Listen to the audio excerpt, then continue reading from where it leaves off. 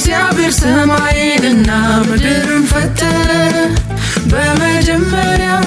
እግዚአብሔር ሰማይንና ምድርን ፈጠረ ምድርም ባዶ ነበረች አንዳች አልነበረባትም ጨለማም በጥልቁ ውስጥ ነበረ የእግዚአብሔርም መንፈስ በውሃ ላይ ሰፎ ነበረ እግዚአብሔር ብርሃን ይሁን አለ ብርሃንም ሆነ በመጀመሪያ እግዚአብሔር ሰማይንና ምድርን ፈጠረ በመጀመሪያ እግዚአብሔር ሰማይንና ምድርን ፈጠረ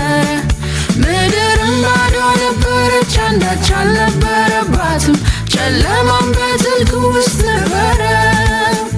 የእግዚአብሔርም መንፈስ በውሃ ላይ ሰፎ ነበረ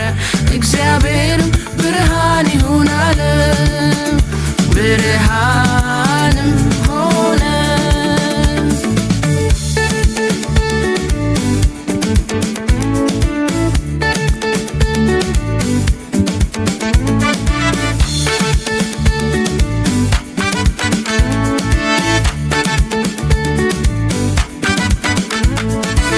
በአንደኛው ቀን ብርሃንን ፈጠረ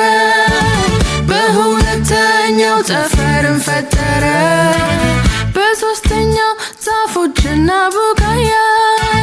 በአራተኛው ፀሐይና ጨረቃን በአምስተኛው እንስሳትን ፈጠረ በስድስተኛው እኛን ፈጠረ